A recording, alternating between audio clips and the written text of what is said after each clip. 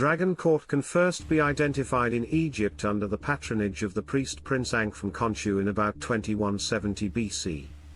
It was subsequently established more formally as a pharaonic institution by the 12th dynasty Queen Sobhmfru, who reigned circa 1785-1782 BC. However, in practical terms, the concept of this unique fraternity can be traced back to an aspect of the original Grand Assembly of the Annunaki in ancient Mesopotamia. This was not a governmental aspect, it was one of science and scholarship, more in the nature of a present-day royal academy. The Dragon Court in Egypt provided a firm foundation for priestly pursuits associated with the teachings of Thoth, which had prevailed from the time of Nimrod's grandson King Raneb, a pharaoh of the Second Dynasty. He reigned circa 2852-2813 BC, about 3 centuries before the Giza pyramids are reckoned to have been built. In those far-off times, the priests and temples were not associated with religion as were their later successors in other lands, but rather more with the duties of preserving and teaching the old wisdom. The temples incorporated alchemy workshops, and it was the obligation of the priests to prepare the exotic food for the light bodies of the pharaohs, while ensuring the purity of a continuing bloodline which progressed through the dragon queens of the Grail succession. The sacred culture of the ancients was retained, however, in the messianic line of King David of Judah, 1008 BC, whose significance was in his pharaonic heritage, not in his descent from Abraham and the Shemite strain. It was because of this particular dragon inheritance that Solomon the Wise, some 8 centuries after Queen Sobhmfru, was enabled to recreate the royal temple project in Jerusalem. This led to a Holy Land revival of the alchemical Rosy Crucis, Dew Cup, movement at a time when Egypt was beset by foreign influences, first from Libya, Nubia, and Kush, and then from further afield. As a result, the traditional marriage arrangements of the pharaohs and princesses gave way to diplomatic alliances. By that time, the Grail Dynasty from David and Solomon had progressed into the west, notably to the Merovingian kings of Gaul, while other branches established kingdoms in Ireland and Celtic Britain. These lines were linked through marriage to parallel dragon strains from Ham, Japhet and Tuvalcain, which had survived as the royal houses of Scythia and Anatolia, and the family had its own marital links with the early princesses of Egypt. The first pendragon, Draco insularis, of Britain from this stock was King Cymbeline of the House of Camelot, who was installed in about AD 10. The Celtic pendragons were not father-to-son successors in a particular descent, but were chosen from various reigning dragon families and individually elected by a Druidic council of elders to be the kings of kings. The last pendragon was Cadwaladr of Gwynedd, who died in AD 664. At around that time much of Britain fell to the Germanic influence of the invading Anglo-Saxons, and Angleland, England, was born, as distinct from Scotland and Wales. This coincided with Byzantium's loss of Egypt to the caliphs and, following the last Roman emperor in AD 476, a whole new governmental structure evolved in the West. Its ultimate overlords were the popes, and outside the preserved Celtic domains they appointed kings not by any right of heritage, but to suit the political motives of the bishops and the fast-growing Roman Church. In 1408, Britain was in her Plantagenet era. The Dragon Court was formally reconstituted as a sovereign body at a time of turmoil. The court's re-emergence was instigated by Sigismund von Luxembourg, King of Hungary, a descendant of the Lusignan dragon kings of Jerusalem.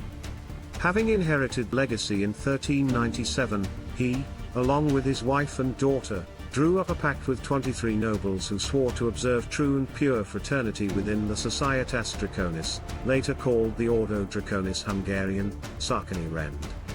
The founding document of Sigismundus Dei Rex Hungary stated that members of the court might wear the insignia of a dragon incurved into a circle, with a red cross, the very emblem of the original Rosy Crucis which had identified the Grail succession from before 3000 BC.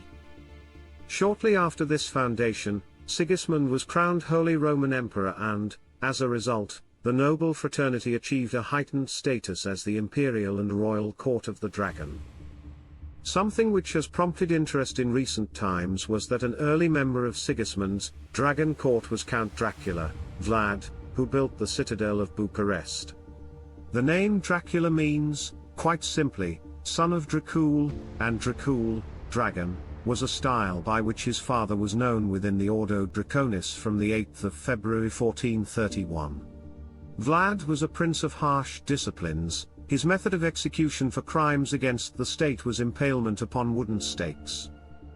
The Orthodox establishment's real fear of Dracula, however, was not his treatment of enemies but his in-depth knowledge of alchemy, kingship and the ancient Starfire customs.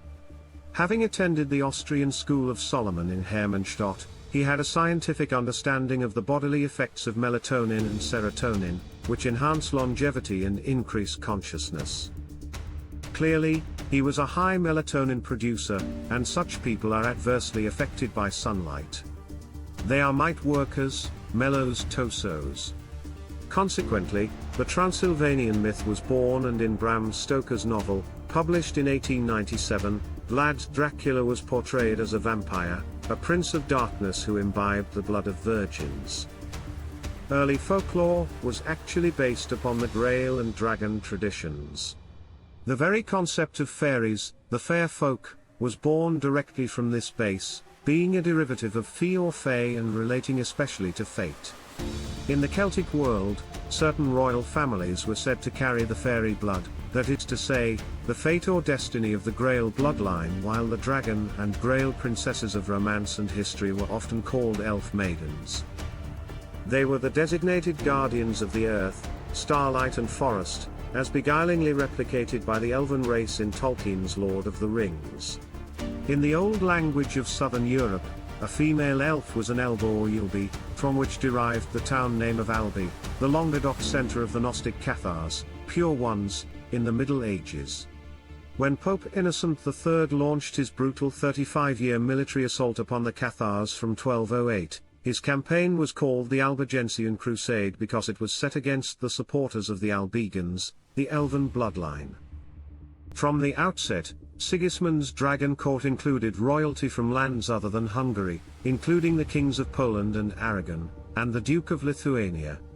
Then, by the 16th century, the court had spread its wings and there were autonomous branches in Bulgaria, Bosnia, Arcadia, Italy, and France. In British East Anglia the tradition was maintained by a draconian order called the Rosicruciana Anglici. Today, the imperial and royal court of the dragon, with its inner court of Sarkany Rend, resides within the greater dragon sovereignty of the Grail kingdoms. Its purpose is largely educational, being a repository for the corpus of ancient knowledge which has been handed down from early times. Though their lineage is yet unknown to them, even so, whether of high birth or lowly station, the parents of any maid or youth, whose name is written upon this stone will bethink them blessed who are to be called to the service of the Grail. Wolfram von Eschenbach, circa 1208.